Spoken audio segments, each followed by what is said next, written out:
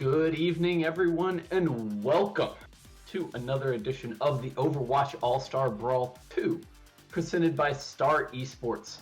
We are, of course, a double elimination tournament dedicated to the Overwatch Tier 3 community, and today we have an absolutely fantastic matchup coming your way. We've got Runaway taking on Nocturnal in one of the last matches of the first round of the tournament. We are almost concluded with the initial stage, that kind of feeling out period.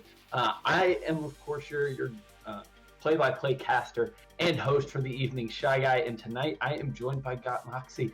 Moxie, I need some help here. This is going to be my first game of the tournament, and I know you have already been around. You've been here to cast a couple already. So what can I kind of expect from these teams here tonight? Well, if we're going by matches that I've already cast, Shy Guy, and I'm hoping we're not, it's going to be some free O's coming out. Unfortunately, all of the games that I've done so far have been the free O roll, and I'm hoping that this one actually goes all the way to the end of the line.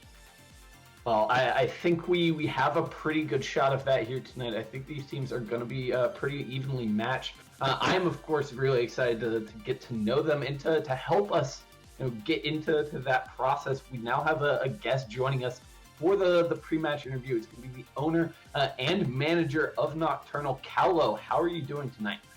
Hi, I'm good. Nice to meet you. I am Callow, and I, like you said, own and manage Nocturnal. Yeah, so tell us a little bit about what kind of the day-to-day of running and owning and operating a team like Nocturnal looks like on your end. So it's really funny, actually. So, we'll have the daily scrims and whatnot, but ever since Goats Meta has kind of left, we've been having a hole in the coaching area. So I've been helping out with a lot of the coaches, and we've just been strategizing, trying to figure out what the next meta was going to be and how to counter what it looks like it is. Like double shield meta right now, we don't really like to conform. We like to, play counters and whatnot, stuff like that. So it's a lot of just hitting the books and studying and then giving it to the players. So from what you just told me, it sounds like your team might kind of be leaning a little bit away from the current kind of double shield, Orisa, Sigma stuff that we've been seeing so much of. So, what can we expect in, alternative to that? Not to ask you to give up strats or anything, but how do you approach trying to counter something like that? So I guess our process is, just practice and figure out what works. We look at kind of what meta this is similar to in the past and whatnot, and how that kind of was pushed out. But honestly, with this meta, it's really difficult, and I don't know if we'll be pulling any of it out tonight, since it is still fairly new with the Pharah Doom double shield kind of deal. But we'll see. Yeah, absolutely. For sure. And we on kind of every side of things, the players, coaches, managers like yourself, casters, for us, we are all kind of learning how Overwatch works again, and it's kind of an exciting period of exploration. I do just have kind of one more question before you go, and I want to see if you can give us an insight on some of kind of the goals for your team in both kind of the near and the long term. Well, my goal with the team especially is to turn it into kind of like a feeder team, where you would just feed players into the tier 2 scene. I know every single person on the team wants to put in the grind, they put in the effort. Their goal is all to make it into Overwatch League, right? And I want to be that kind of bridge to help them into the next step, into the phase. All right, Callow, I really appreciate your candid answers here, and thank you so much for coming out, giving us a little bit of your time before the match here tonight. Good luck with everything. And I'm very excited to see your team in the server. Thank you. All right, Moxie, let's get into this. We talked with Callow a little bit about the meta as we know it right now, and what he had to say kind of got me excited for what Nocturnal are bringing to the table. So do you think they're going to be running a little bit against the grind, maybe coming out with some of the oddball compositions then? Yeah, I mean, I think it's definitely possible, and he mentioned taking inspiration from previous metas. That, to me, sounds like someone who expects his team to perhaps run a little bit of dive here tonight. And I think on certain points, that can actually be a really viable option, especially at this level. I mean, it's going to be pretty wide open, I think. Well, pretty wide open is the way that you can describe Busan, which will be the first map. You can run pretty much anything on Busan. You do see the double shields coming out now in the ladder and on the professional scenes. But you can still run a little bit of a dive on Busan if you coordinate it, and that's the big if. Yes, absolutely. I mean, and that's something that a lot of these players who, if you've been playing Overwatch a while, you've got that kind of, mental history. It's like riding a bike. You never quite forget it. So going back to dive is kind of a comfort for a lot of players right now, and I think it's yielding some interesting results. But we're also seeing a lot of teams kind of really adapt and pick up this new meta and trying to figure out how to make it their own. Well, it's always interesting seeing tank players especially trying to pick up new heroes, and Sigma, he has such a high skill ceiling. The amount of rock montages that I've seen coming up on YouTube where you just see the Sigma walk out of spawn, and similar to how Anna's just look up at the sky and yeet that anti-nade in, you see the Sigmas come out of spawn, just chuck a boulder in there, you wait a couple of seconds and boom, you get a kill and you feel so good. Shout out to my boy Darwin Streams. He's a Twitch streamer who does like workshop stuff.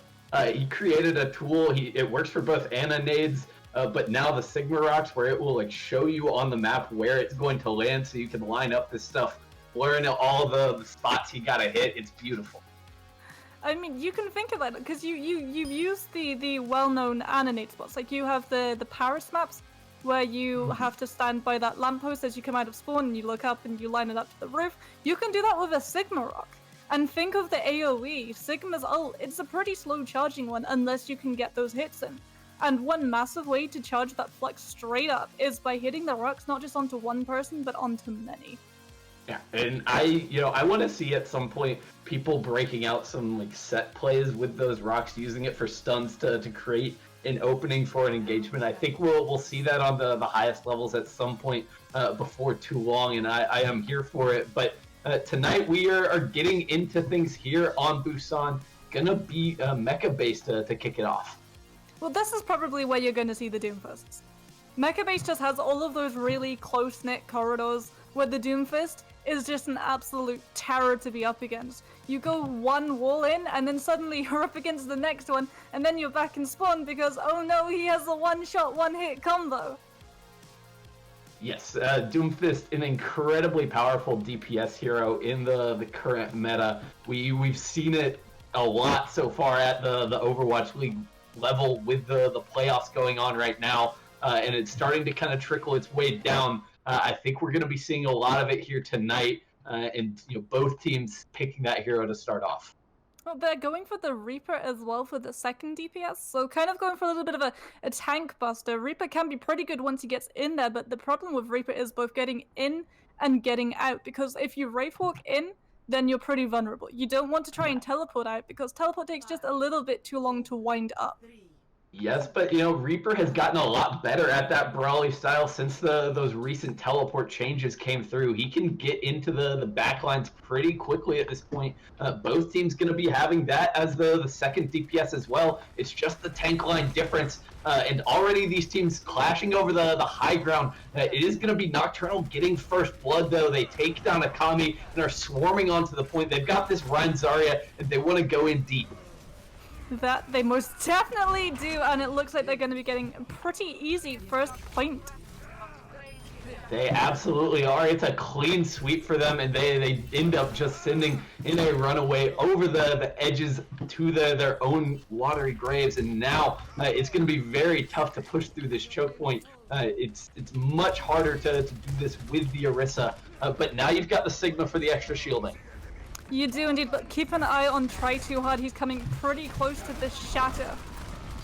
Ooh, but he's just going to be deleted right off the back. Honor gets right up in the Reinhardt's face, and Try Too Hard gone. Honor can't get out, though, without giving up his life, so it's an even trade right now. A tank for a DPS. The coalescence to keep Nocturnal up in this fight. The answering one from Serafina as well. No one going down just yet, and it's going to be Nocturnal kind of falling back to the point. Yeah, both Moras busting out and crossing the streams, but you do see Try Too Hard has actually returned. He's going to be looking for that shatter opportunity. He's got it available, and he's going to unleash it. Knocks down 2. Can he get the kills? Gets the pin in onto Honor, and they're going to be able to clean up this fight once again.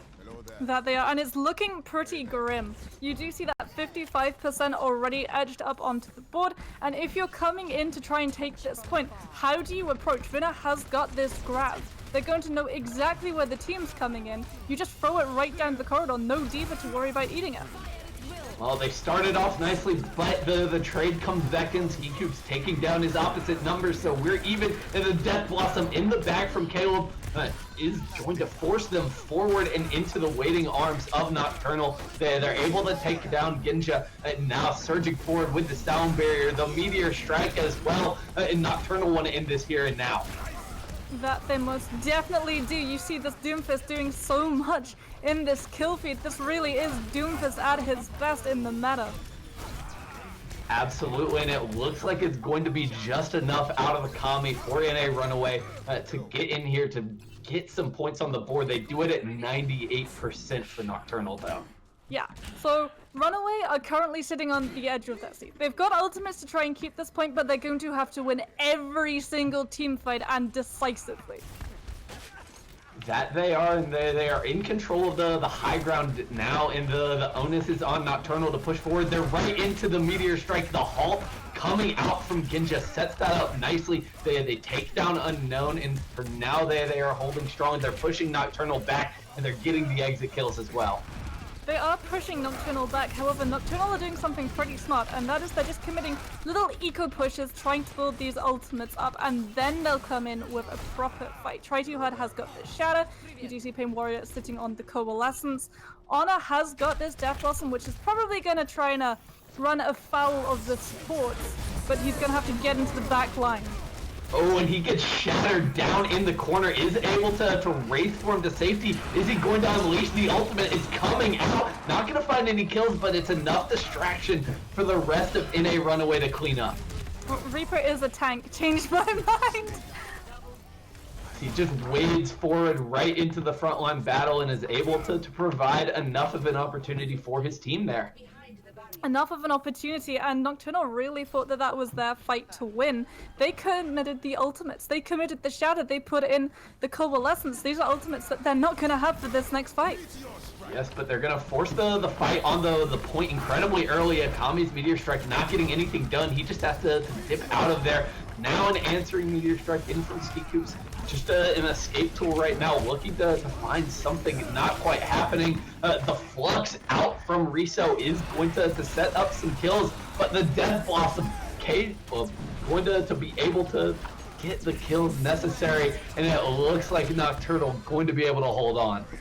They'll be breathing a big sigh of relief. At least they will be once they've gotten Honor out of the picture, and down the Reaper goes, and along with it, the overtime bar. Okay, well, you said you might be a little concerned about having more of the 3-0 routine performance. I don't think we're getting that here tonight. These two teams are coming out with force right now. They are going toe-to-toe, and it is wonderful to see. It is most definitely wonderful to see. There was a little bit of worry still in my head at the back of my mind when it seemed to be going pretty one-sidedly to Nocturnal, but then it seemed like Runaway kind of woke up, smelled the daisies, and were like, oh yeah, no, wait, we're a team too. We can do this, guys. Let's push.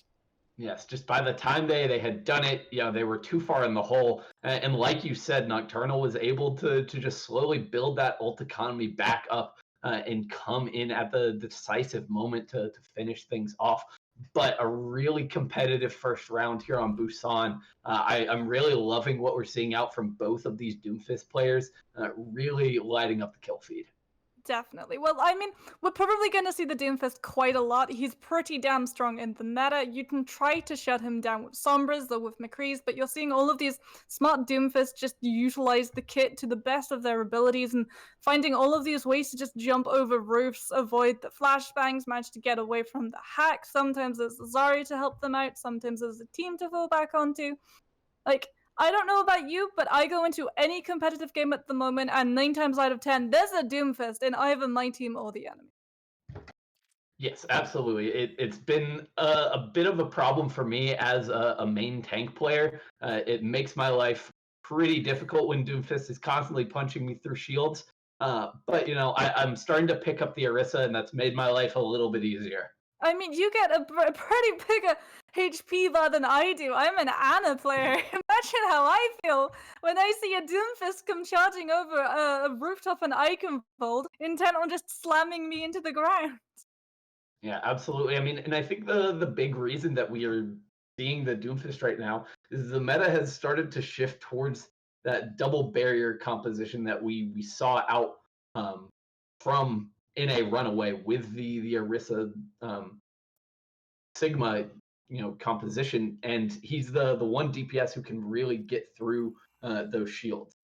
Yeah, and you don't really have to worry about the escape either, because if you play your Doomfist and your cooldowns right, it's really easy to just go in, get a singular pickoff, tip the battle into your team's favor, and then get the hell out of dodge. That is what Doomfist is centered around. Most definitely, and we are seeing a lot of impact out from that hero, but now we are finally back into game. We're headed to Sanctuary, and we'll see if things change this up, because now we're in a much more open map, one where Doomfist not going to be quite as valuable, but Akami and Ski Coops don't look like they're going anywhere. Well, it looks like Caleb is actually going to go with the Pharah, and I think you're going to get your wish, albeit a little strangely, because this looks like two main tanks being fielded by a Runaway, this Winston and Reinhardt matchup. Yeah, this is something I can't say I've really seen much of, if any at all. I'll be interested to see how it works. The Winston makes sense on this point. It's very open. The mobility will be helpful, but they've got a Pharah up in the sky to deal with it, and really no way to put pressure. No, Honor is probably going to have to swap off to a hit scan, just trying to put damage in. But the rest of his team are doing a pretty damn good job of making sure that Nocturnal go back to their spawn. Nocturnal makes the mistake of just taking the fight away from that Farm Mercy duo, and they don't have the mobility to get away from it, and they just get collapsed on. That they do. We're seeing a couple of swaps come in, and it's actually not on the team that I was expecting, I'll admit, to see go back to spawn. This two main tanks is apparently working out for Runaway. So far, so good, but they've prompted some swaps in from Nocturnal, now going back over to the Ryan Zarya that works so well for them on Mecha base, but already Pain Warrior going down. Honor gets into the backline, will get traded out eventually by Caleb, but it's not going well here for Nocturnal. They're just getting cleaned up. Caleb's flying too low. You want your pharmacy to be in a position where the team really does have to commit resources, and resources plural, to try and take down, and Caleb just being easily reachable by the Doomfist on the ground, that's not where a Pharah should be. No, definitely not, but I feel like they've also just got to do a better job of protecting their backline from the rest of the dive coming in from in a Runaway. Akami and Riso just going wild right now, and really making life difficult. They're trying to put some pressure onto the Pharah now, and Caleb goes low once again for that barrage. Will get res back into the fight, but they're still down a member at this point, and Akame is still on a rampage. Most definitely still on a rampage, looking for more actually. They're going to try and pick up this pharmacy right at the very end. And it does look like they'll be able to escape at the end, but the damage was already done, and NA Runaway are looking so strong here on Sanctuary. It's getting towards this last fight territory, and all you've got if you're Nocturnal to work with is a Shatter and a Valve. Yes, but they do have a pick as well. The first time they've gotten an opening like this, Riso out of the fight, going very low. Izakami won't be able to make it out at the end of the fight, and at 99%, Nocturnal able to flip it back. Well, this is kind of the same position that Nocturnal were in, though, the previous map. 99-0, and you saw that they just got to sit around, build some ultimates, go in with a couple of eco pushes, and then claim the point in their own sweet time. That is exactly what Runaway are going to be looking to do right now. Yes, they're in a pretty much identical position, and they've swapped Honor over to that hit scan DPS like you were talking about to put some more direct pressure onto Caleb, who's trying his best to use cover to stay out of line of sight and still pepper in those rockets. Well, Caleb has the barrage. He's probably going to try and drop it somewhere Honor isn't around.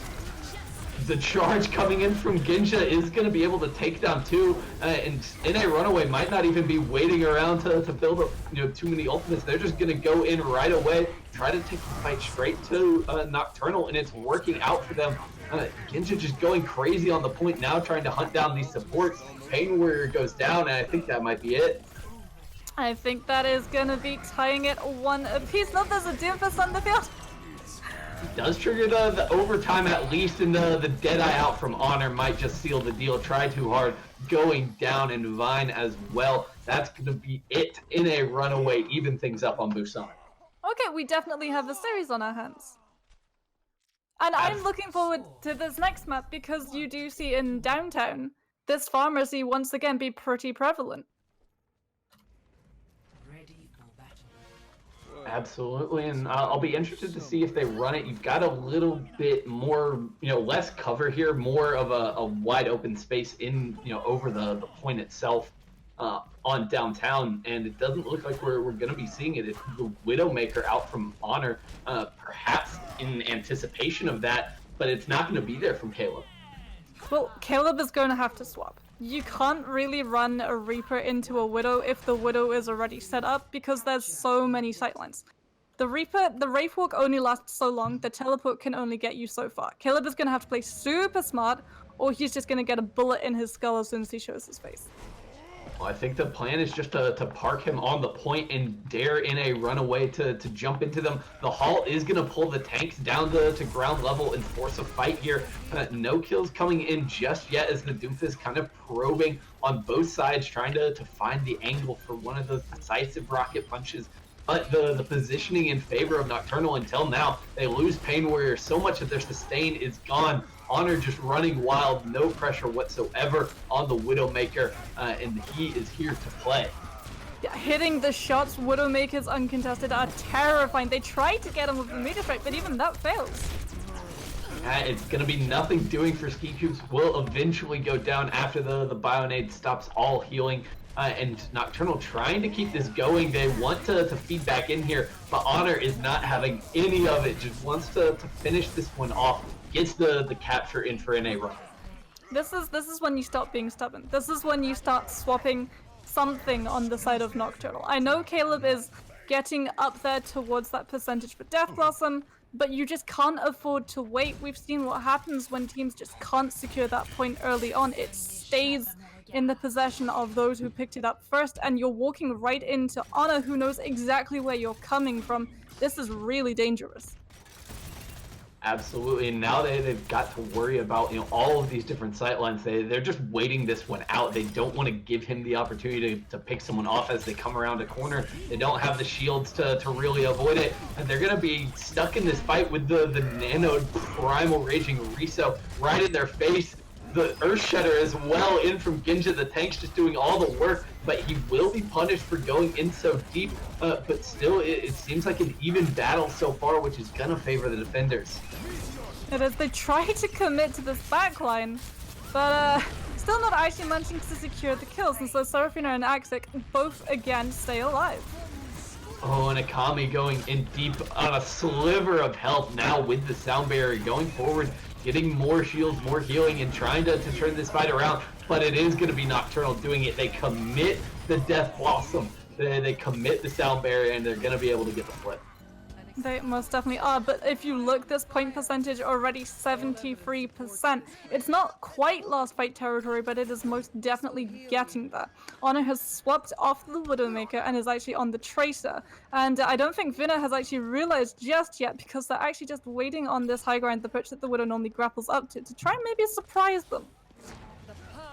Yes, but not going to be happening this time around as some widespread swaps coming in from NA Runaway. They want to go back to the Orisa Sigma comp, but Ginja just going to get deleted on the entry. Ski Coops there to take down the main tank, and that puts a stop to the push right away.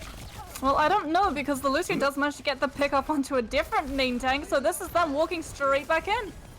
Yeah, I'm not sure what Vinny is doing that far separated from the rest of the team, but it's given an opportunity here for in a Runaway to push back in. They've got Ginja back in the fight, and they are ready to take this one, a 6v6 brawl out in the courtyard. Both Doomfist trying to find a position, but it's Vinny going in with the Primal Rage, gets them all caught up in the theater, and will be able to find the kill on the Ginja once again. Well, now you're relying on unknown sound barrier to see you through the next fight. You've used that, you hope that it can let your team go aggressively. You try to build Caleb up to that last little bit of his Death Blossom. You know that Actic is pretty close to a sound barrier of his own, so you try and pressure the Lucio as much as you can. That's got to be the plan here for Nocturnal as they look to hold on, but already Skiku's just getting deleted by that Pulse Bomb. Honor coming up big time with that ultimate there, and now it is Nocturnal on the back foot. They're going to commit the sound barrier to try to keep this going. The Death Blossom out from Caleb even things up as the coalescences are traded as well. It's going back and forth. Neither team really getting an edge until Skiku finds his way back into the fight, picks up 2 immediately, and Nocturnal hold on to close out Busan. What an opening match.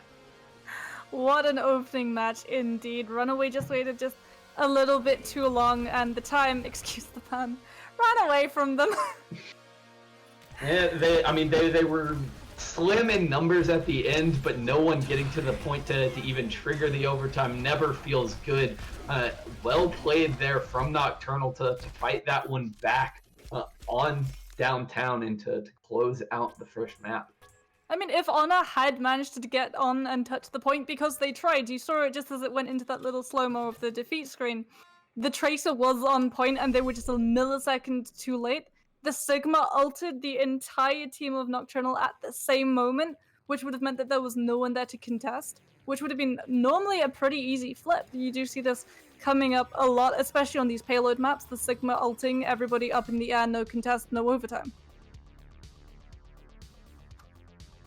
Certainly, and now, you know, the onus kind of falls on in a Runaway to try to, you know, turn this series around and to get the momentum back on their side. They really want to avoid going down 2-0 and, you know, finding themselves on the back foot. Yes, you never want to find yourselves on the back foot. You never want to kind of let yourself slip into that mind space where you already feel like you've lost. Being down 1, you can come back from that pretty easily. You just have to win the next map. Then you can say, okay, it's an even score, we can go into the next one heads held high. If you go down 2-0, that's essentially saying, okay, we need to win the next map or it's game over, we've lost this one. And that puts so much pressure, and suddenly the DPS feel just a little bit more that they have to hit the shots better, the tanks feel like they have to go just that little bit extra aggressively that they'll probably get punished for, especially at this level, and the supports, they start thinking, okay, I should have an ultimate up every single fight to make sure that my tanks stay alive. That's when people start making mistakes. Certainly, that's when the panic starts to set in, and we saw it a little bit there on the first map, but you know, the pressure hasn't really ramped up to that level just yet. We'll get there as you get further into the tournament, as you get to you know, kind of elimination games.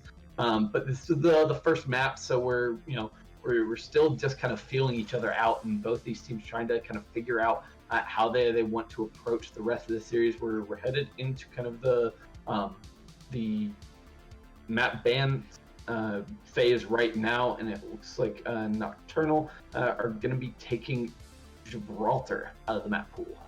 Gibraltar, that's an interesting one because you see dive being run on Gibraltar. So maybe they want to avoid this Reinhardt Winston that is apparently something that they just can't seem to deal with. It's going to be King's Row that NA Runaway are apparently going to go with. And this isn't really a surprise to me because Honor, if they go for attack first, can just stand at that window ledge and shoot heads.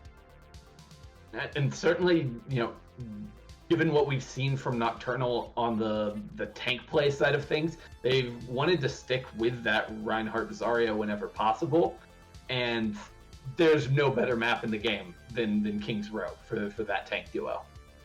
Yeah, even when Reinhardt was by far probably the worst tank in the meta, he's fallen quite far out of favor ever since those heydays where he got to swing that hammer around. King's Row has still been a Reinhardt map.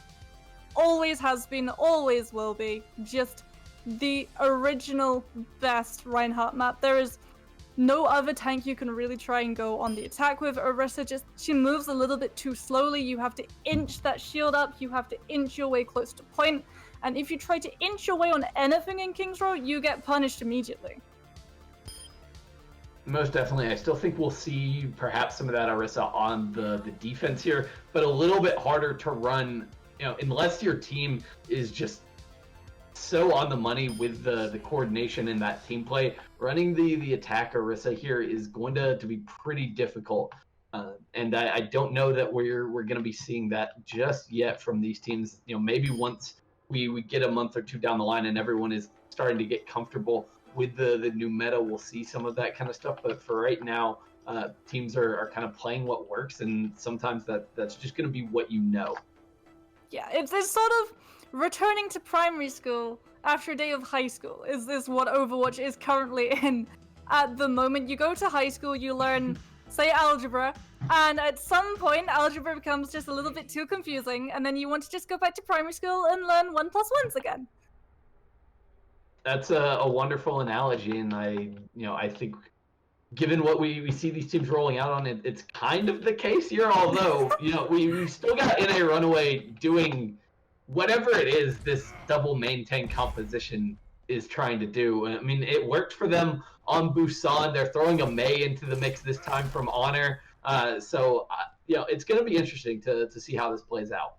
Okay, so it worked for them on Busan because Busan has high places where the Winston can get that cleave damage in and build Primal up. You can dive the supports.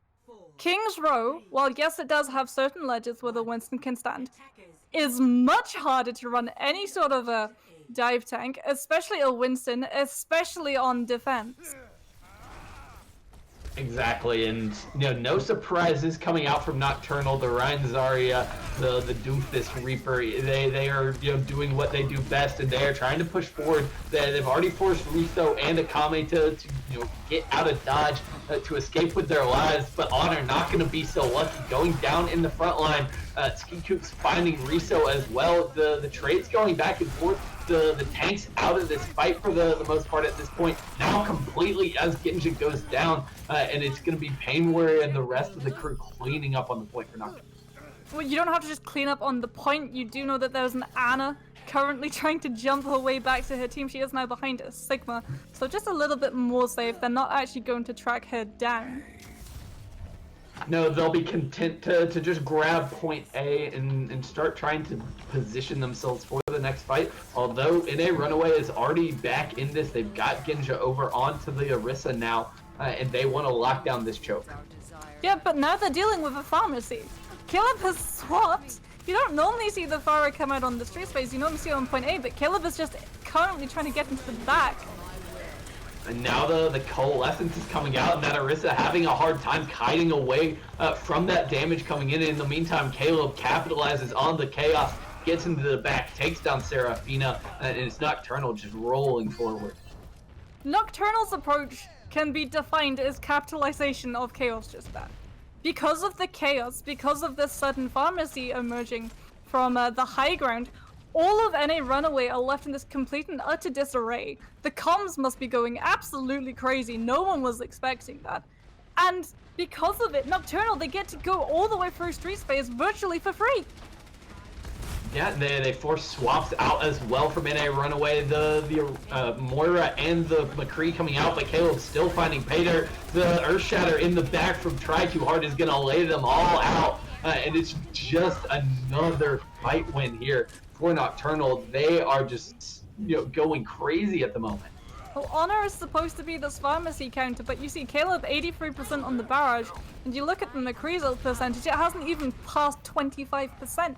They managed to just take the McCree out almost instantly. Akame does have this Meteor Strike, Axic has got this sound barrier, and you're probably going to see the Orisa just try and put those superchargers down to try and find anything that's going to stop Nocturnal from grabbing point C just as quickly as they managed to find A and B.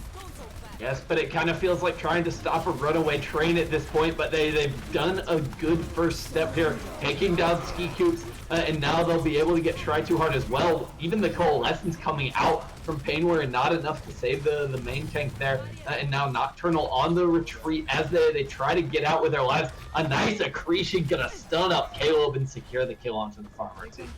And because of that, they managed to just hold on long enough to build up these ultimates.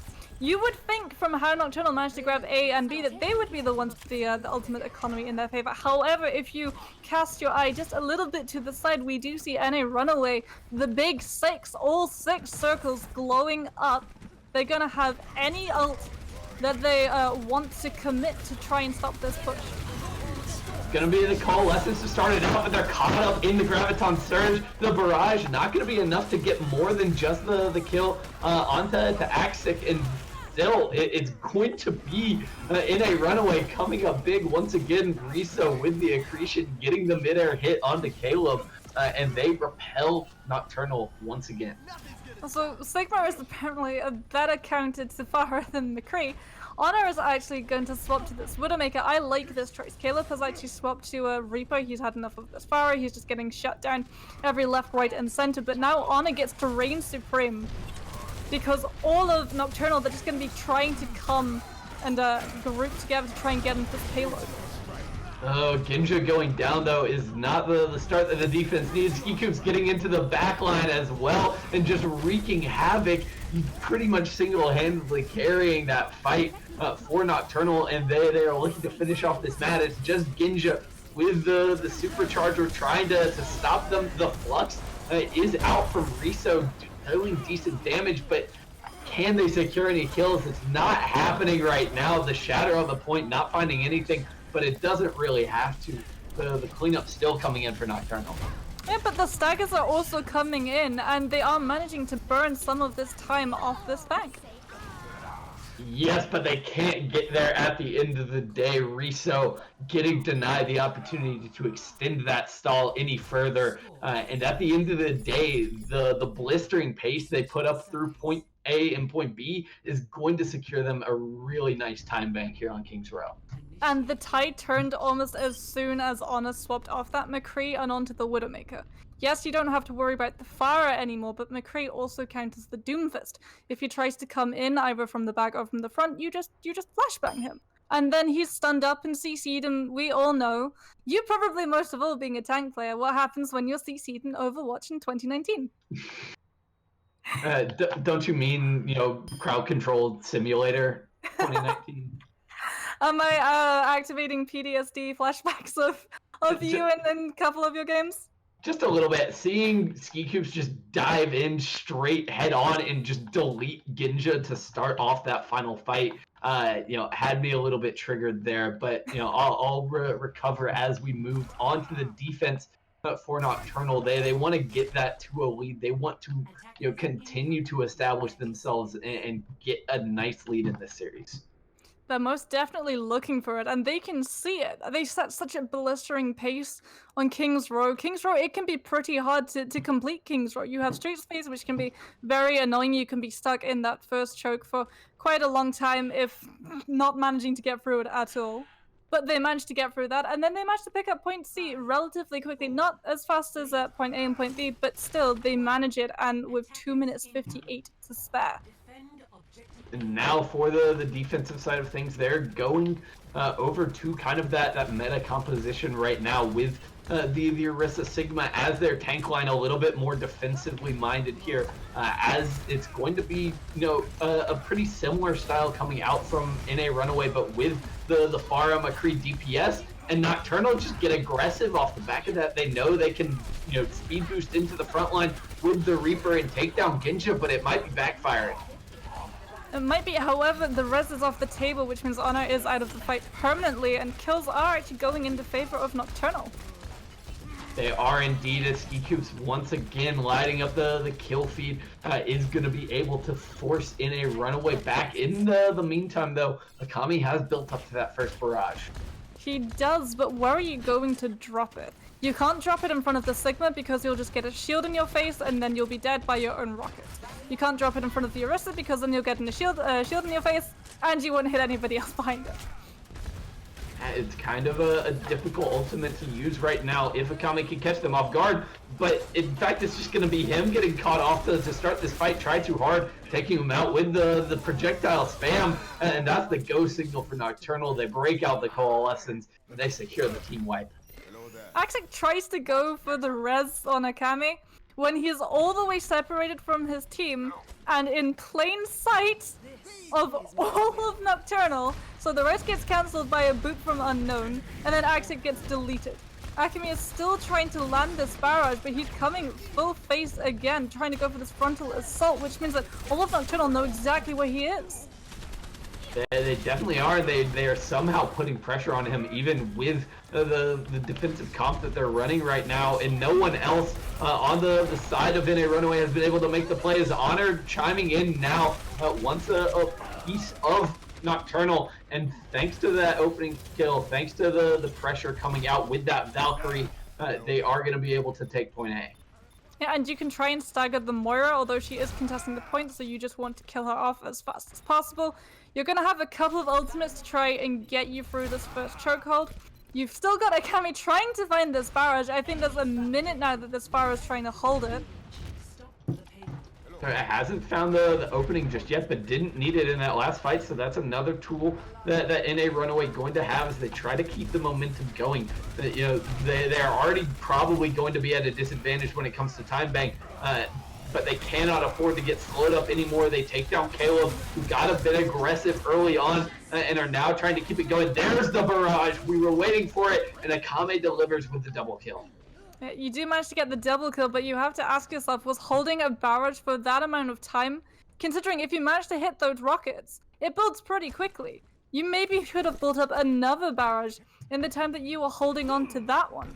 And now you see Runaway just go really aggro, trying to make sure that Nocturnal just don't have any chance to try and contest this card as it rolls onwards towards point B. Yes, but they don't have the pace to stop another fight from happening. It's going to come in as Nocturnal trying to find their way back into this fight. They're committing hard with the sound barrier, the bongos as well, but the flank on the Deadeye is not going to find anything. Caleb shuts it down. Too many barriers in the way for Honor, and now the opportunity for Nocturnal to reclaim the card. Yeah, both Sigmas actually busting out the fluxes, so all of everyone gets a feeling of zero grab. K-Time and Akame is actually building up to another barrage. We've seen it before. It can actually do quite a lot against the tanks especially. Yeah, Nocturnal over pursue there, trying to go for the kills. They get it turned back around on their heads. The supercharger out from Ginja gives them the punch they needed to turn that fight around, and NA Runaway are going to keep moving. Yeah, and now they're actually going to just occupy the beginning half of C. You see the Moira making sure that cart rolls into place. And now if you're Nocturnal, you've got a Coalescence to try and stop this attack. Caleb is going to have this Deadeye, which is probably going to go straight for the pharmacy, but Akame is actually sneaking behind, trying to land a crafty little barrage. Is going to get one before the defense matrix kind of shuts it down. Still, the damage is done here for the side of NA Runaway. The Coalescence, though, from Flame Warrior, going to be able to force them back. They are on the retreat, and I don't know that they're going to be able to get out alive. At least Ginja not going to be so lucky. Oh, his team try and save him by breaking out the Coalescence, and that's an ultimate they could have probably used for the next fight, but somehow Nocturnal pull out and allow NA Runaway to occupy the cart. Yes, they had to back off a little bit there, especially now as Honor gets up onto the high ground, takes down Ski Cubes on the Hanzo, and Nocturnal just got to be in full-on retreat mode. They cannot afford to lose any more members, but they continue to stick around. Well, they can't afford to lose any more ground. That payload, it's already within distance of C. Rizzo does have this flux, so if anyone tries to contest, they're just gonna get lifted sky high. And now with the bongos out on the card as well, there's so much damage coming in from NA Runaway. That slam gonna take down Vinny, and even the sound barrier not gonna be enough for Nocturnal to stabilize here. They are going to be cleaned off the card. It's just a matter of when. Well, when will be with 2 minutes and 2 seconds on the clock. So both of these teams managing to get a full push on King's Row, Nocturnal does have the ever so slight edge on that time bank, and we've seen exactly how quickly they can manage to take these points. So it is going to be up to Runaway to just knuckle down on this defense. Certainly, I mean, I gotta say, incredible resilience there from NA Runaway to respond in that way. It's very easy after you kind of get rolled on an offense like that to lie over it and let it wash over you. But they respond with a very nice attack of their own, and they've given themselves a shot as we move into extra rounds on King's Row. Well, the silver lining is that you're probably not gonna get confused. I would say bamboozled is probably the right way to describe what Nocturnal did. Effectively that perhaps if Nocturnal managed to get this point A, when they go for their attack, that they might crack out the pharmacy. And so you have in comms a plan forming saying, okay, if they do the pharmacy, then we fall back to here. We take them out of the sky. We'll be a little bit more organized. We won't give up streets. They're going to attack first, which is, again, going to give them a little bit of an advantage. They can decide what exactly they're going to be running into. It's going to be Akame on this Sfar, and Riso and Ginja once again opting into this two main tanks.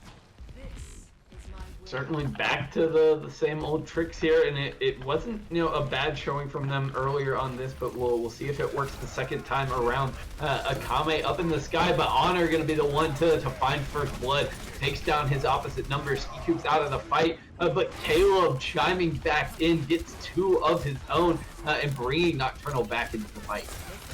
Well, a lovely anti actually sees the Seraphina get 76% to the ultimate before they go down. So they're going to be the one with the ultimate up first.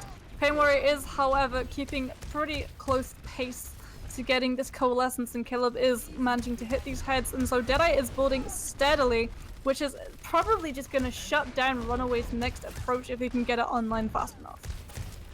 Certainly at least forces Akame to play a little bit safer, a little bit more passively with the cover. Can't stick his neck out too far. There's the Deadeye, and is going to be able to take out Honor. Actually, the Valk is out from Axix, trying to find an opportunity for this res. There appears to be a problem with my fellow casted's camera, and be back shortly. But right now, we can just enjoy watching this attack actually managed to get some kills, do a little bit of work, potentially take A. However, that Lucio sound barrier is going to make it pretty difficult for them to take it. However, that is one tick taken, and there is only one person currently contesting this point. They have to keep toes on it if they don't want that to start ticking up, and it will be Runaway at the end of this time, managing to take point A of King's Row, which is going to allow them to start pushing this cut just a little bit. But however, it's getting close to this overtime, Shy Guy, and you know what happens in these maps where you have overtime. If you leave the cut, game over. Yeah, they're not going to have that opportunity now, and Honor already going down. Could be a fatal wound for them. Ski Coop's pouncing on them, looking, he smells blood, and is going in deep for it. Akame only finds one with the barrage, and that is as far as that payload will go. It will go no further. And they managed to get point A, which is a feat in itself. Yes, but I would be a little bit worried by that attack if I'm in a Runaway. You wanted a bit more out of the distance on the payload there, and I think they got a bit overeager. Honor pushing out ahead of the rest of the team goes down, and after that, they're just too vulnerable. Yeah, in an ideal scenario, you do manage to get that payload pushed past that first choke. So it's painful if you're Runaway. However, we've seen a couple of teams full hold King's Row. We've seen them do it the normal way. We've seen them do it the cheesy way. I don't know what we're gonna get, but I'm not gonna lie, I'm kind of hoping for a cheese. It will certainly be interesting to see what NA Runaway break out.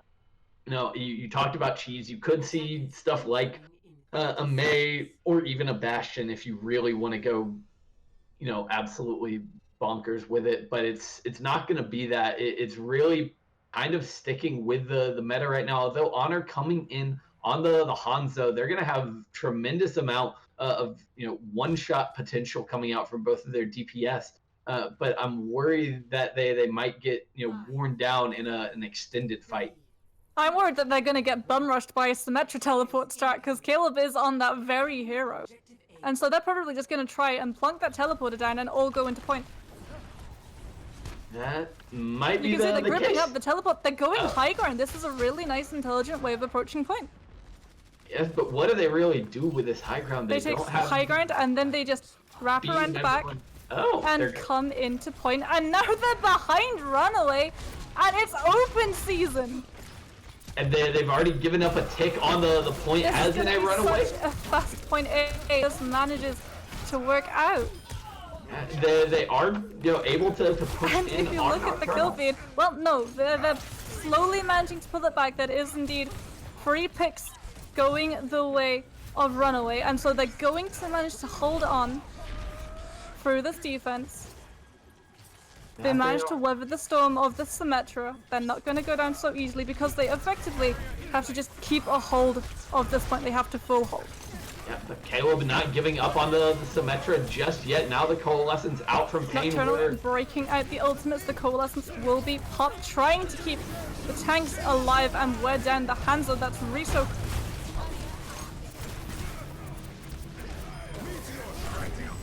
Alright, it is going to be Nocturnal continuing to find the kills now at this point, and things looking a bit dire for NA Runaway. They're getting chased down, and that looks like it's going to be point A. It does indeed, and if you're Nocturnal, you're happy because effectively you needed to just capture the point. Runaway have to run away and try to regroup to stop this cut from rolling about a meter from where it's currently parked. Okay, Honor is in the back line on the Tracer, looking for an opportunity to get in here and touch and stop it, but he's hunted down by Ski Coops. Now the Earth Shatter in the choke point is going to close it out. Try too hard, and any hopes that NA Runaway had of coming back into this one. Try too hard, didn't get far. Caleb on the Bastion, just going to make sure that nobody managed to get through that bridge choke, and that will be Nocturnal taking King's Row. As you said, they really just needed to take point A there, and it was going to be over at that point. They're able to do it, and they grab a 2-0 lead in this series. This is when panic starts to set in for Runaway. Yes, this is where you start to kind of feel the heat a little bit as we move into map 3. You're out of opportunities, you are out of second chances. Although you do still have the lower bracket run ahead of you, but you want to avoid that if at all possible. This is the first round of the tournament. You don't want to be going down this early. No, it always feels bad going down to the losers bracket, but it feels so much worse if it's your first game. You come into the first game, you're bright-eyed, you're bushy-tailed, you're like, yes, let's do this, we can win, and then you leave your first match and you got 3-0'd, and suddenly you're in the losers bracket and things just start looking a lot darker and grimmer. They do, however, have an opportunity. It's not over for them yet, but you must be feeling it. You picked King's Row. You picked King's Row for a reason. You had a plan. Said plan fell through. Yes, and I want to know what the reasoning behind King's Row really was, because in my mind, it kind of played into what Nocturnal have done best so far. They got to break out that Ryan Zarya tank line, and they just stormed through the map on their first attack, and that's really where they won this map, by having so much time remaining. That's what did it for them, and they come up huge when it matters most.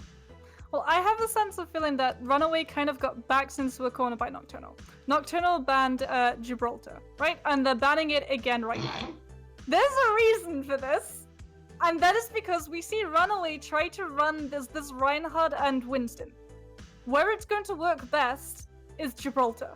The Reinhardt pushes with most of the team, the payload, and the Winston goes in over the top and uses all of the dive routes that you see, the traditional dive with the Winston and the Diva go on. Nocturnal, making sure that Gibraltar can't come up, limits Runaway's options in the map pool, and limits them to a very small amount of places where you can run Reinhardt and sometimes Winston. That's true. I think they kind of want to avoid those more open maps. They seem very at home when things get close quartered. But for Nocturnal, I do think they'll thanks if the rules are exactly the same as they've been in the past. The map ban stays in effect for the entire series, so they get another opportunity here. They've already banned Gibraltar; they don't need to do it a second time. Well, So no, that's the ultimate BM, right? They're like, yeah, well, we could ban 2, but instead we're only gonna ban 1.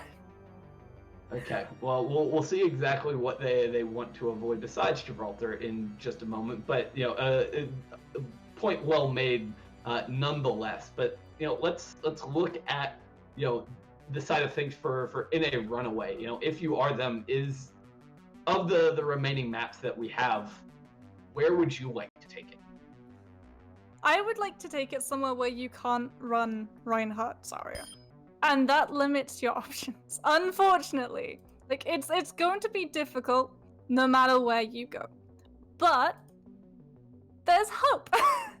you can go to Hanamura.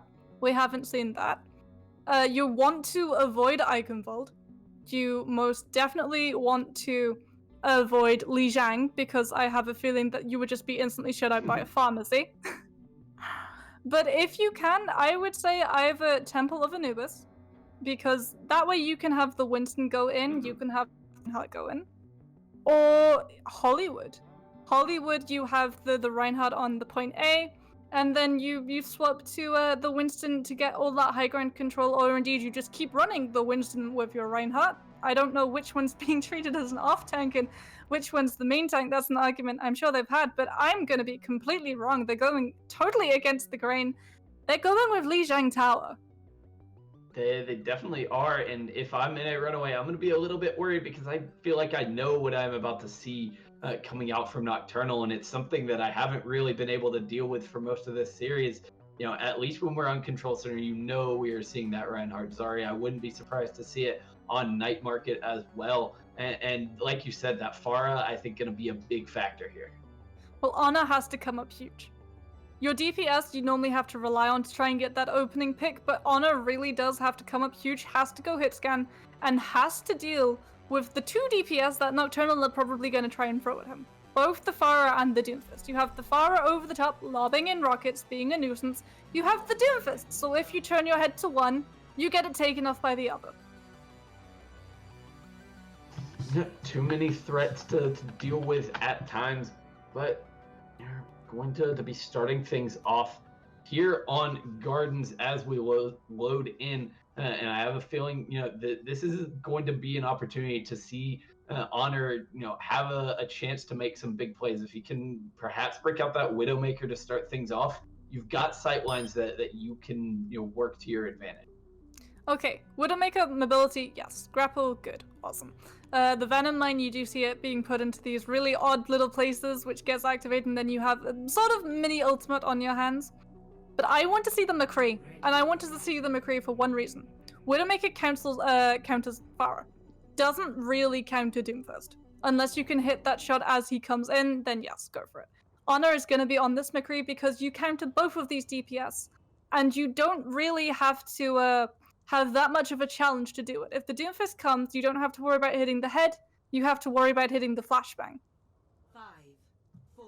Certainly true, and then you can have your team kind of following up on that CC. But an interesting look coming out here from Nocturnal. Vinny going to be rolling out on the Wrecking Ball to start things off, perhaps looking for an opportunity to knock people off the bridge, but it's not going to happen. They rotate through White Room.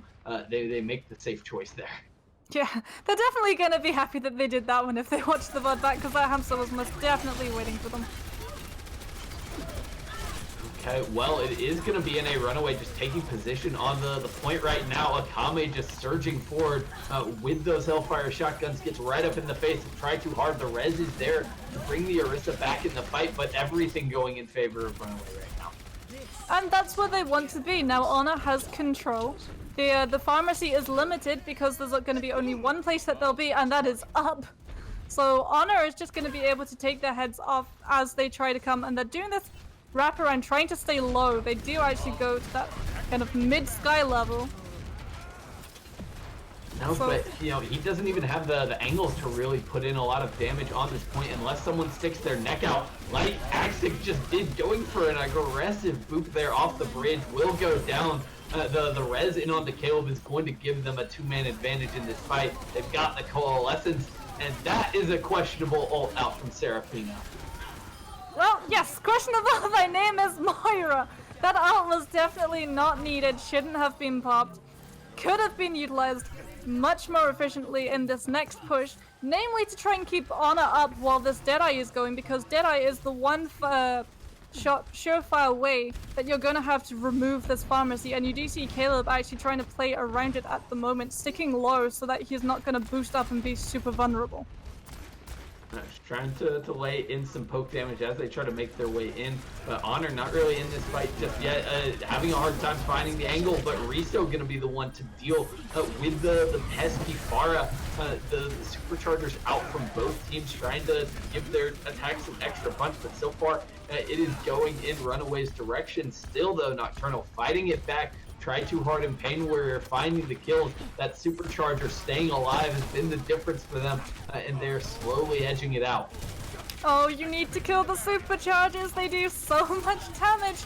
They just boost it all, and you're seeing what exactly happens when you don't kill stuff like that. You have no excuse to not taking out the superchargers, right? It doesn't move, it doesn't have legs, it doesn't run away from you. We're seeing Honor swap onto the Widow now, so no more McCree. Caleb does have this barrage. Probably what a Nocturnal are going to try to use to make sure that they win out this next fight decisively. Keep an eye on the Pharah. Yes, that barrage is going to be crucial. He's looking for the angle right now. Hasn't found it just yet. Going to unleash the barrage, but the Sound Barrier keeping everyone up for Runaway. They go in with the Death Blossom as well, and they are getting all of the kills. They are indeed, and it's a big sigh of relief. They needed that flip, because if Nocturnal had continued to keep control at that point, we would have been in last fight territory, and you would be seeing all of these picks suddenly swap to staggers. Riso has got this Sigma Flux. Vinna actually has one himself. There are no sound barriers available, so whoever manages to pick up people in the sky and chunk their HP down to half will be dead. Yes, it's going to be Riso unleashing that first no kills just yet for Runaway. They're holding their nerve for the time being. Nocturnal pushing in, trying to find an opportunity, but Ski-Coop's going down. Caleb getting the direct hit off of that halt.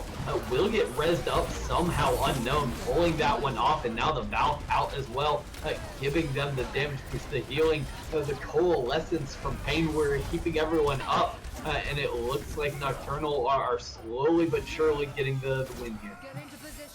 If you see a Mercy in front of you, Rez, you always try and punish it, and you can't allow stuff like that to happen, because Caleb is brought back into the fight. Caleb has barrage, Caleb barrages, you lose a person, and then suddenly you're at a disadvantage. Genja does have supercharges. We've seen what happens when supercharges get left, and I hope that Nocturnal are going to take them out. Yes, but Genja Supercharger deleted almost immediately, even with the Death Blossom on the point where the kills for Runaway there. They're getting them, and now they are turning this one around. Honor coming in from the bridge is finding the shot, and is going to be able to keep it going in a Runaway. Take the first point here on Lijiang Tower. But it was close. It was so close, Shy Guy. Now, that was a coin flip right there at the end, and great job by them to be able to push into a disadvantageous situation. They were scrambling to even get to the point. Genja able to trigger that overtime and give them a shot to close out the map here and stay alive in this series. But we're starting to see the cracks, right? We were saying it earlier, if you're in the position where you're down 2-0, then panic starts to set in and mistakes start being made. Seraphina pops the Coalescence when the Coalescence could have been saved. That is the cracks beginning to form. And they're just gonna have to keep their cool for even longer if they want to try and continue this match. Okay, and they are giving us another new look here with their labs on the line. They're going with the full-on dive comp, the Winston wrecking ball tank line, and Akami just slicing and dicing, getting those dash resets in the back line. Finds two right now. It's not a Genji meta, but Akami making it look like old times. Anything is Genji meta if you can play Genji well enough. And Akami making it work so far, and that's going to be a nice start here for Runaway as they try to keep up the momentum on Lijiang. Yeah, so Akami is getting the kills. But you have to remember the endgame with Genji is always the blade. They're not running an Ana, so it's not going to be a Nano Blade, which means you're not going to be cutting your opponents apart like butter. So who do you target? I would say you try and go for the Moira. You wait for the fade, and then you just try and get her down. The Moira is so much healing that getting her out of the fight is almost instantly teamfight one. Okay, there's the slam coming in from Ginja to set up the dive, but Riso just gets melted immediately. The Reaper, the Doomfist, take out that Winston, and now it's going to be Nocturnal rolling onto the point with the Coalescence. They get the pin onto Honor as well. The timing there from trying too hard is beautiful, and it gives them the advantage they need. Too many ultimates. There are so many ultimates being used, and all of these could have almost been saved for the next fight. That's definitely true, but the cleanup finally coming in from Nocturnal. They get the flip at 55%. That I think is the best we've seen in terms of an immediate retake so far on Control here tonight. So great job there by Nocturnal. Yeah, and Runaway, they used the Coalescence, they used the Mines, they used the Blade. Those are tools they're not going to have in the pocket to come into this fight. Ooh, and Caleb just goes in deep. A lot of commitment there from Nocturnal to hold on to that fight. The Coalescence, the Sound Barrier, and the Blossom, but they do hold on. Well, commitment is something that both of these teams are kind of over-committing to at this point. Honor has gone on to this, still sticking with this Tracer, and I don't really know why. You're trying to get the targets, yes, you're trying to get that initial pick, but if you go for the Morris, he's got Fade. If you go for the Lucio, he's too fast. The Reaper can just Wraith, and you don't want to go for the Rhine, he's got too much HP. And there you have it. He tries to go in to find that damage, but Caleb just shuts it down with that Reaper. The burst damage so intense from those shotguns, and now they're pushing forward. Skikoots has been lost, but try too hard, going in deep. Even the minefield, not finding anything. The Blade now out, going to be completely shut down by that Earth Shatter. You never want to try and put Blade in at the end of a fight because the Genji is so vulnerable after he blades. Every single team, and it's not every single team, even in team play, it's in Overwatch as a whole. As soon as you hear that Genji ultimate voice line, everyone swivels to face that one DPS and it's open season. That's the way it's always been. If you're Runaway, you do have two support ultimates. You're going to have those two try and combat this Primal and Meteor Strike that's going to be coming, no doubt, for you pretty soon. But they're having to push in without Honor, who's now swapping to the McCree, even though he's out of the fight. Caleb going in with that Death Blossom, finding the kills, and cleaning up in a Runaway. They are barely even going to get a fight here as Nocturnal take it easy. Honor swaps to one of the slowest DPS, off one of the fastest DPS. Score. About 6% before that point takes all the way to 100%, which is when you need the fast heroes to get to the point to contest. That's the worst time to swap. That was such a bizarre decision. I'm not even going to dwell on it because it didn't matter. They just got decimated on the approach. There was nothing he was going to be able to do. Even if he goes in and gets a triple kill, he's still going to die. They're still going to lose that fight. But it was rather strange, and now in a Runaway, they have got to be feeling the pressure.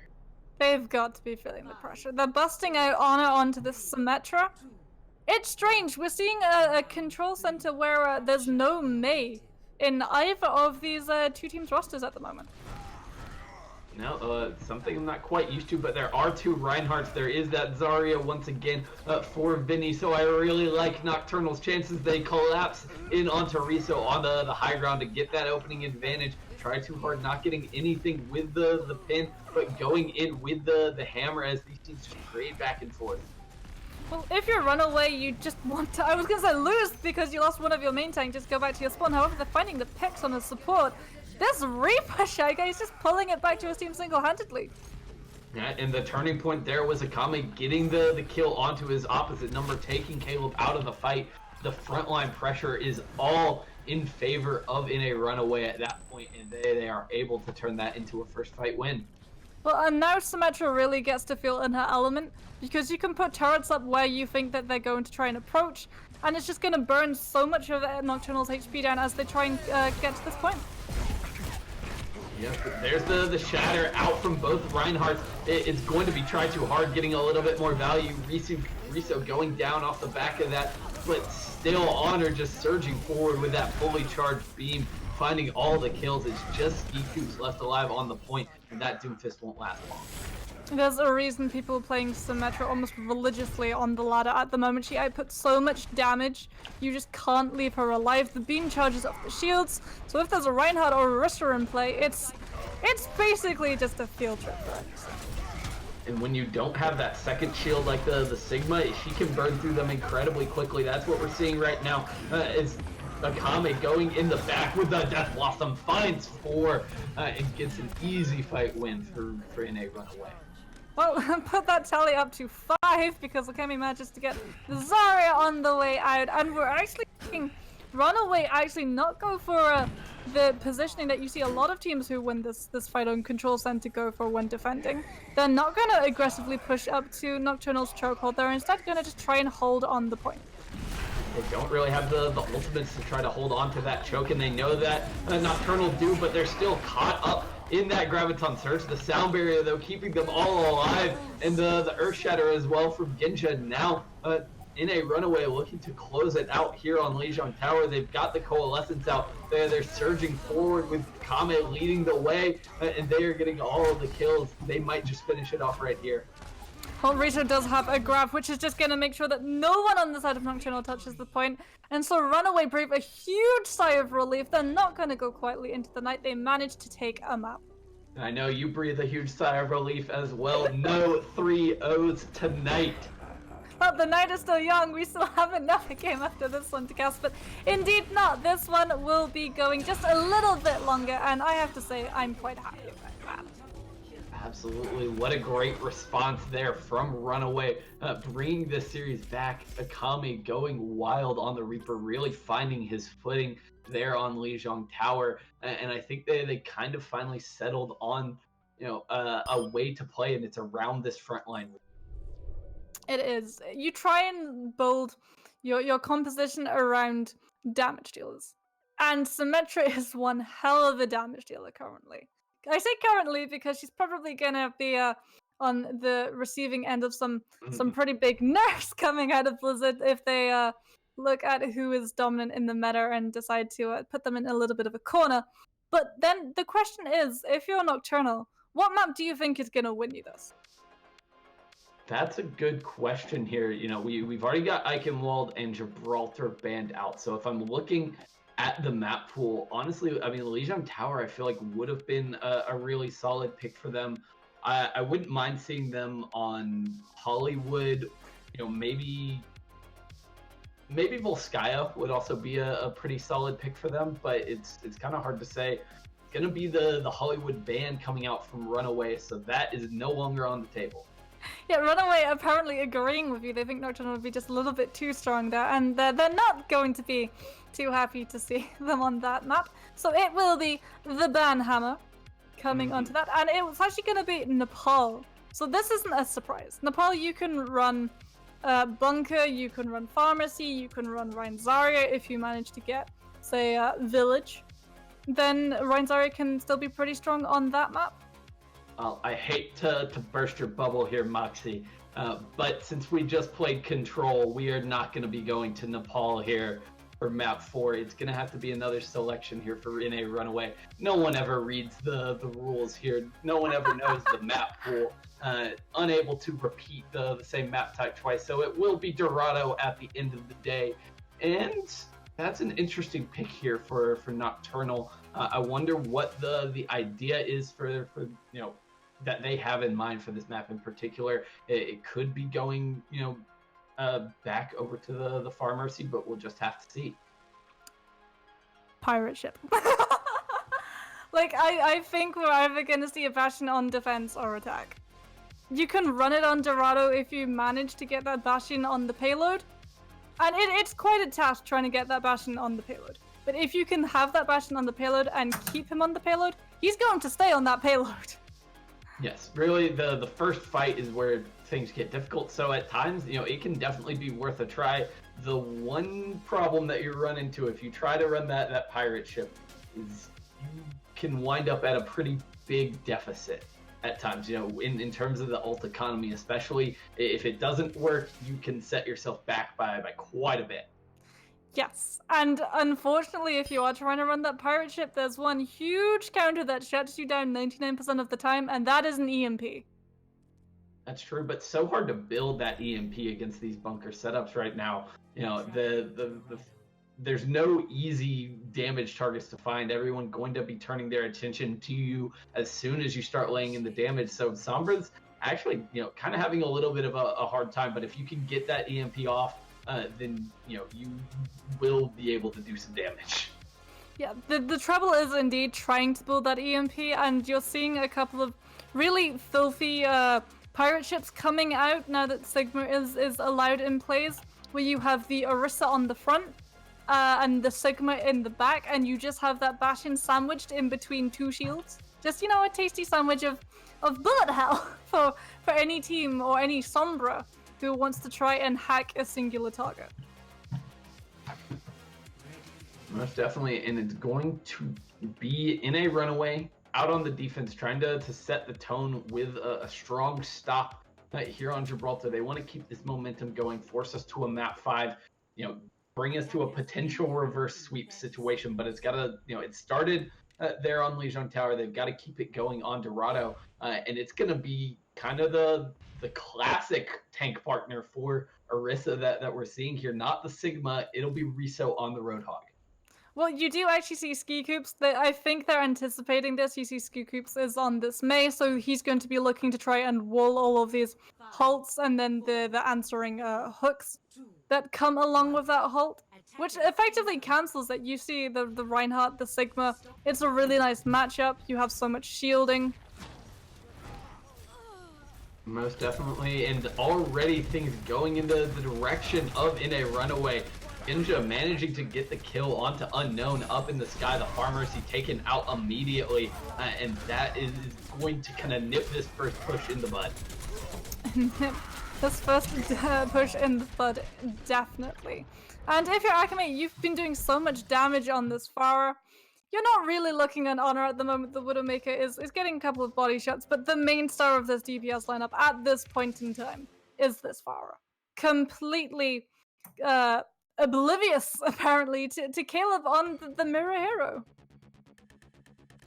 Yeah, it's kind of ignoring, that matchup or getting the better of that matchup so far, and things going quite well for the defense as they hold on first. They get that early ultimate advantage, and it looks like after a brief pause, I think we'll be ready to get back into game shortly. Doesn't look like anything too serious on the side of the players, so we'll be back into it in just a moment. Well, it's going to be interesting to see whether Caleb is going to stick with this Pharah or whether he's going to acknowledge that Akame has been doing a lot of damage and go to a different Pharah counter. It's probably not going to be the Soldier. He's pretty useless emitter at the moment, not really much shield break potential. But it could be a McCree, it could be a Hanzo. We haven't really seen the Hanzos come out today. The only adaptation really though for Nocturnal is going to be going over to an Orisa Roadhog setup of their own. They want the opportunity for those hollow hooks, and who needs Hitscan to deal with the Pharah when you've got Ski Coops on the May? Caleb's gonna deny the res and get the kill on the Mercy as well, and that is how you break open point A. That is most definitely one way of dealing with the Pharmacy. Just click for the forehead, lol. is what a lot of people would say. Well, he's gonna have to do it again because this Pharmacy is still terror in the skies currently, and they're not actually gonna let any contest come through. They're just gonna back up and give point A over. It was such a clean first fight, and then Nocturnal able to get those stagger kills as well to just get the clean point A take, and that is great boon for them in terms of time bank. They're going to have a lot of time to work with as they move forward. The wall separating Ginja from the rest of the team, but they can't quite capitalize on it just yet, and Try Too Hard going to be the one going down first. Well, this is going to be the defense managing to find a foothold, fight the aggressors back into the spawn, at least for the time being. Ski Coops is coming up to this blizzard, and it's going to be all on Riso to try and use that Sigma ability and eat it, similar to the way D.Va just gobbles all of those ultimates up. Yeah, so a little bit harder than the defense matrix, because, I mean, it's got to be right at you for you to be able to, so Ski Coops just has a pretty small target to avoid there, but the Coalescence out from Pain Warrior, already taking out Seraphina. The barrage in the back from Akame only finds one, and so far Nocturnal able to turn this fight in their favor. They collapse in onto Ginja, and even some nice headshots from Honor are not going to be enough to really hold the payload. And they've still kept a hold of this blizzard. You see Caleb coming up to this barrage, and so you might actually see this blizzard come down and then the barrage be the follow-up if they deem it necessary, or indeed they might just come out one-on-one and you use the barrage to win one fight and then rely on the blizzard to get you through the point contest. That's true. The Blizzard not coming out just yet. Ski Coops going on the flank to try to find an angle. Is going to freeze up two in that, but the kill's not coming down just yet. In fact, it's, you know, Try Too Hard. They are going to be able to find the kills, but it's onto the Pharmacy while the rest of the team is frozen. Now Nocturnal surging forward, trying to find an opportunity. They use the Supercharger. They want to commit to this fight, and they're trying to deal with Ginja, but not quite finding it just yet. Man, Honor's actually onto this Widowmaker, which shows exactly what a pain this Pharmacy is being, because who else is the Widow going to shoot but through double shields? Yeah, but not going to be enough there. Honor, last one alive, but not finding the kills. That in a Runaway needed to stabilize there, and they have had enough. They want to put even more pressure onto this Pharah. Kame going over to the Hanzo. They've got the McCree as well. So such a dangerous prospect here for Caleb going forward. Well, Caleb does have a Sigma shield, actually. Apparently at his beck and call. And that will be Pain Warrior, probably going to just pop Coalescence, letting the team go aggressively and build up ultimates. That's exactly what's going to happen, laying in so much damage with that, and it's going to be a Kame falling. The Gravitic Flux not going to be enough for Riso to find any kills, and they are scrambling to try to get back to this point.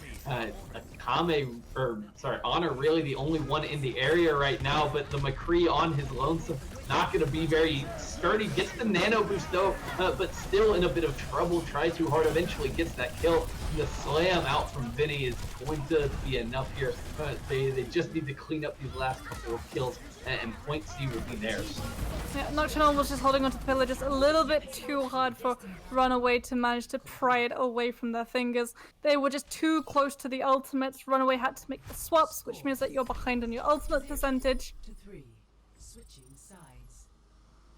And they just never found a way to really, you know, stabilize and get regrouped on that defense. It kind of, once that snowball got rolling downhill, there was really nothing that Runaway was able to do to stop it.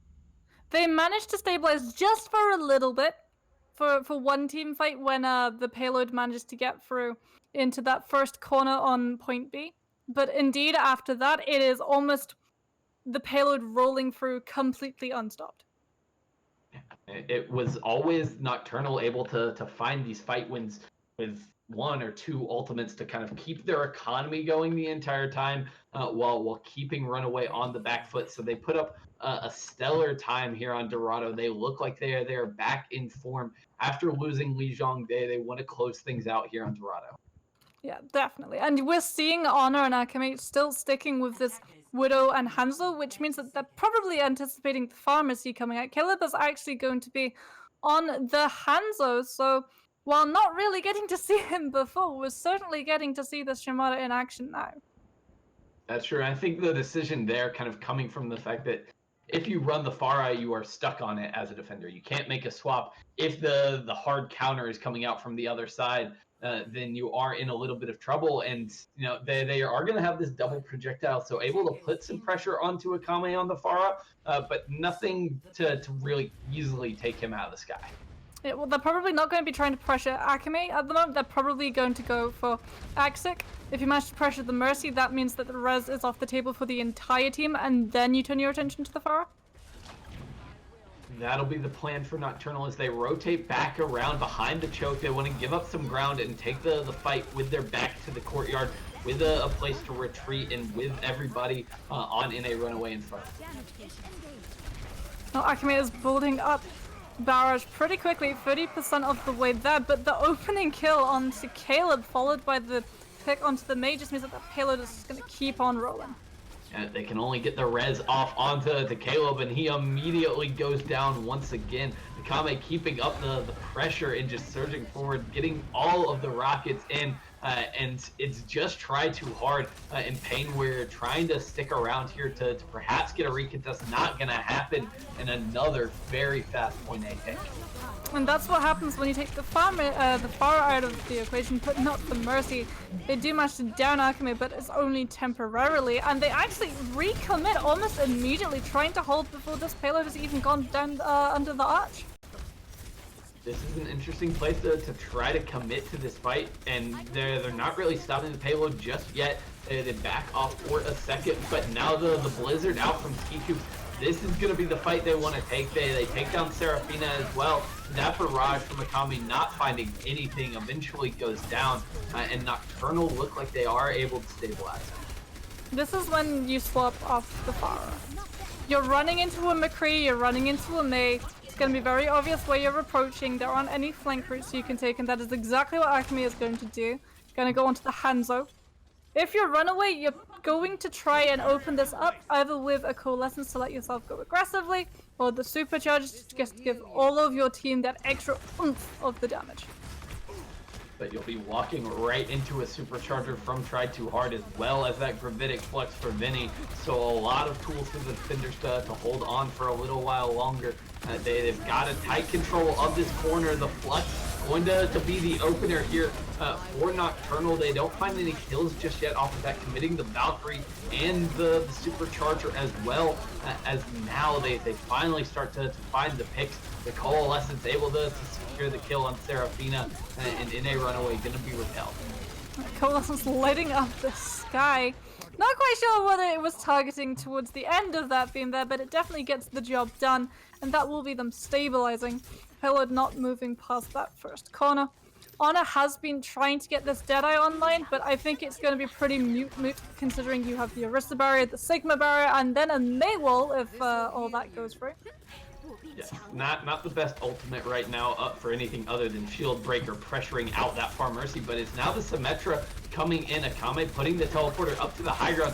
No one using it just yet, but there goes Honor. He's got the angle now, looking for shots, but Unknown just takes the fight on the high ground. Will deal with the McCree. He's rezzed back into the fight, has a second chance to find some picks here from the high ground. Not finding the kills just yet, but his team making it happen. Goes for an aggressive Deadeye and gets shut down. Yeah, Deadeye is one of those ultimates that you pop, and if it gets something, you're happy, and if you survive, you're even more happy because you are so vulnerable. Honor is going to swap to the Widowmaker, and Akame is actually on this Symmetra trying to get this double barrier broken down. The Coalescence down from Painwater, but Riso finding the kill there, not able to fade away. The Blizzard committed from Ski Coops is going to be enough for Nocturnal to come in here, win this fight. Honor is on the flank, but it's too little too late. You're going to have a Sigma Flux to open this next fight up, though. And that's huge. But what you have to do, and this is absolutely key, is bait Try to Hard's Fortify out. Because Orisa can escape the Flux if she fortifies. It's exactly the same way as the Graviton Surge works. So you have to make sure that the main tank is caught up in this whirlpool. And somehow Honor and Unknown just killed each other? I don't know what the suicide pact! How did that just happen? Why is Unknown taking that fight alone? I don't know what is going on there, but there's the Flux out from Riso. Lifts them all to the air, will take Ski Cubes down. But the Deadeye finding some value for Caleb in the res in from Unknown, in with the Valkyrie here, and Nocturnal the trade, I guess, works out for them. You know, Unknown able to get back in the fight quickly. Yeah, that was a very odd advantage for anyone to have. Mercy taking a Widowmaker and then taking the Mercy at the same time. But hey, they're not going to be complaining. However, if you're Runaway, you most certainly are at this moment, because that Flux was exactly what you wanted to try and break open this defense, and now you're not going to have it. Akame does have the wall, but what are you going to wall? That's a very early wall, actually. Yes, but they're coming in from the flank, and they've got the man advantage thanks to Caleb going down. Nocturnal, though, just kind of trying to kite back. They try too hard in the process, and that's going to make their retake almost impossible. Try Too Hard is just a little bit out of position away from the rest of the flock and gets punished for it very quickly. The supports just don't have chance to try and keep that Arista alive, and now you see so aggressively pushing, trying to pick up any stagger that they possibly can. They have to be so careful though, because Pain Warrior does have this coalescence if things get too hairy for his team. He does indeed, but they're able to back off and just regroup for the time being, making some hero swaps here towards the end, and Pain Warrior eventually gonna unleash that coalescence, but the attackers just kite back. They wait it out. They push back in with their own coalescence. The supercharger as well out from Ginja is giving them some extra power. They're pushing Nocturnal back around this quarter and surging forward. Honor find the kills with this McCree, and they're just cleaning up. Yeah, but they're so far behind in this time bank, 129 to Nocturnal's 305. It's such an uphill battle, even if they do manage to get this full push. The Deadeye gonna shut down Skiku because he's trying to get in there. The Wrecking Ball not lasting long as well, and the stall not gonna continue for much longer. As in a Runaway able to finish it off here on Dorado, as you said, at a huge time bank disadvantage, almost 2 minutes difference between these two teams. They're gonna have a heck of a push in extra round. And I'm just feeling a sort of sense of deja vu ringing back to that King's Row map. Yeah, it feels oddly similar, but this time an even bigger advantage in terms of the time left over for Nocturnal as they want to finish things here and now. They can pretty much secure that for themselves if they can come out with an especially strong defense. They'll definitely be looking for it. And this is when I think we'll see this maybe the Bastion come out, or indeed the Pharah once again. But it's going to be Skikoops opting for the Mei and Caleb on the Hanzo, so perhaps not a fan of the Bastion. It can be pretty easy. Why? Because Bastion, once the defense cracked with a Bastion, it's cracked wide open, you're not really going to recover. The attackers, however, they're going for a little bit of a sail. All right, they are going all in here with Honor on the Bastion. They're going to be setting up this pirate ship. Oh, never mind. We got baited. We wanted it so much. We tried to will it into existence, but not going to happen here. The Widowmaker coming out for Honor on the hit scan side of things. Not changing up anything too much. Shy Guy, I blame you. You didn't believe hard enough. We could have had a Bastion. But it will be Honor on this Widowmaker. Akame actually on the Symmetra. So I don't know. They might just try and teleport all high ground and just absolutely rush Nocturnal on. Shy Guy, yes, see my eyes? See me? We got it! We did it. Okay, we made it happen in there. They're going up to the high grounds on a bit of a flank. So now where do you set up this Bastion? That's the question. Your Orisa is separated from the rest of the team, still on the cart, and now in a bit of an awkward spot. Finds the kill on the Caleb, somehow managing to survive right now. Now, eventually, Nocturnal makes the rotation. Collapses onto Ginja, but the Bastion is in their backline, but gets frozen up and killed. Yeah, Bastion was in the backline, but was still in that reconnaissance mode, and so wasn't actually able to put in as much damage as a Bastion usually does, and it's actually pretty close to that overtime bar, and trying the Bastion may have been the final nail in Runaway's coffin. They're in a spot of trouble here. Both Coalescences keeping the teams alive on the cart. The Nocturnal don't want to let this payload push any further forward. Honor going in with the Doomfist, but getting frozen up once again. And this time they're not finding anything. The Symmetra turret do give them a shot, but the Blizzard out on the point for Skikoops freezes them all up. Where are the kills though? They're finally coming in for Nocturnal, and they will close it out. Yeah, this card is apparently not going to get to roll past bridge. At least The Winston is trying to have something to say of that, but no. That will be where this card stops. And that is pretty brutal for Runaway right there. They Yeah. needed that Bastion to come through clutch. They needed that to work because once it didn't, they were out of rope at that point, and now they've got to pull up in absolutely monstrous. Yeah, they were too passive with the Bastion. If they were going to go with the Bastion strats, they needed to commit to the Bastion strats straight out of the gate. They just wasted a little bit too much time humming and hawing and going, well, maybe we should run it, maybe we shouldn't.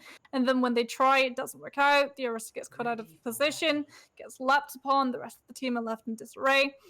And now what do you do? Because you effectively can't win, you can't lose, I should say, a team fight for 3 minutes and 5 seconds. Attackers incoming. Yeah, this is as tall of an order as you're going to see in Overwatch. I mean, you've got to do something that is pretty much unheard of. The payload not even making it through the choke point here on Dorado.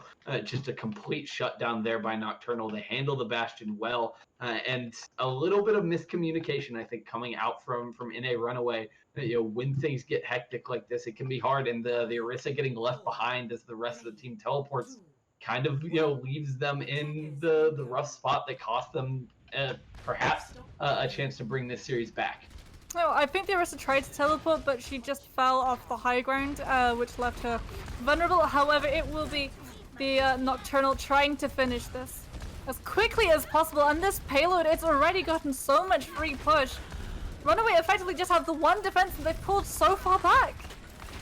And they've still got Honor up on this high ground, looking for the kill on the Caleb, trying his best to take this fight, but not winning it so far, getting pushed back for the time being. And now, if time running out here for Runaway, they've got to start finding some picks soon. Nothing happening just yet, as neither team really willing to go all in just yet.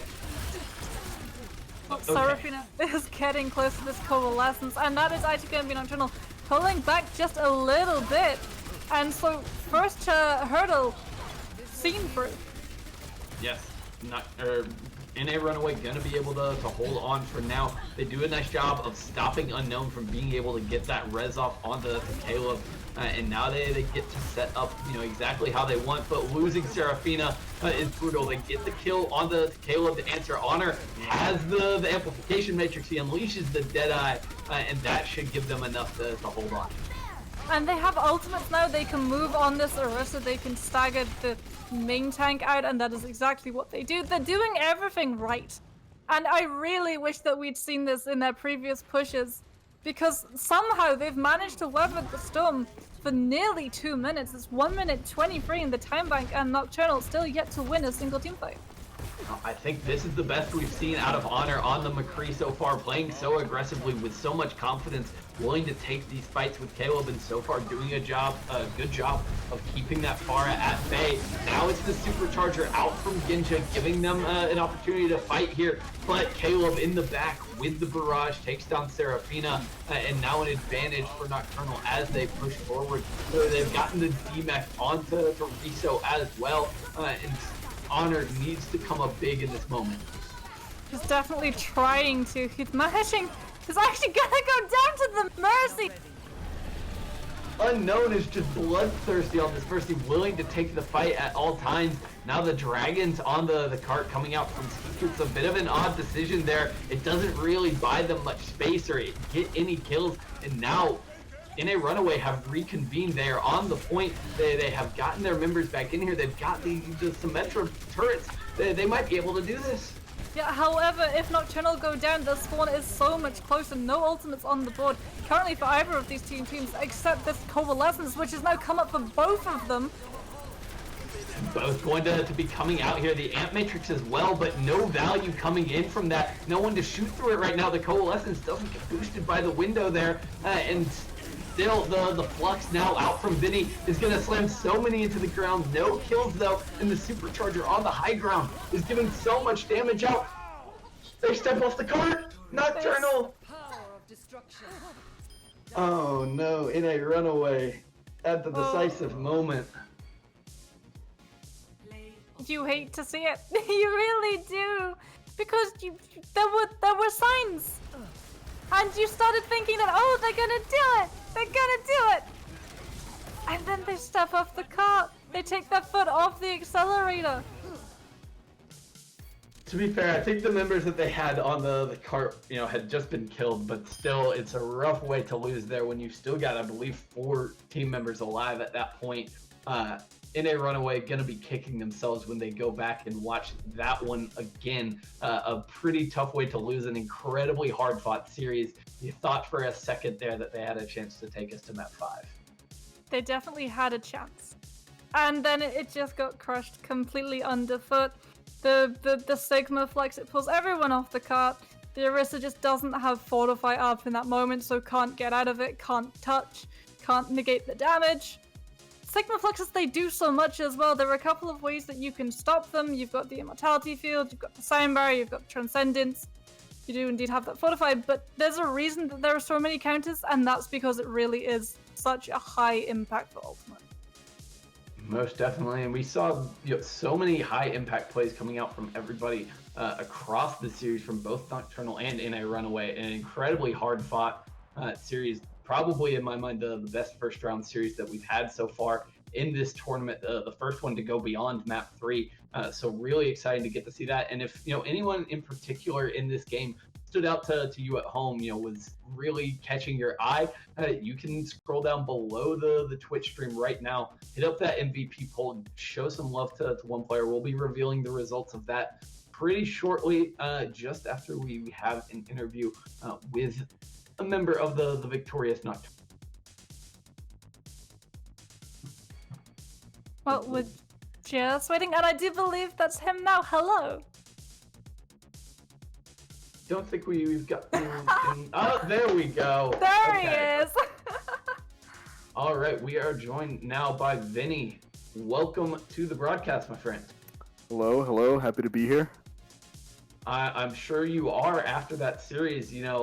Run me through just kind of what you were feeling after, the comeback that NA Runaway seemed to be making, and you guys able to close it out there at the end. Yeah, we're pretty nervous throughout everything, even though a few maps might have seemed one-sided. It was a really good fight all around.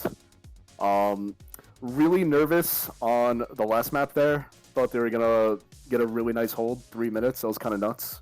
But we were able to sustain that fight long enough to get our ults and just managed to pull through.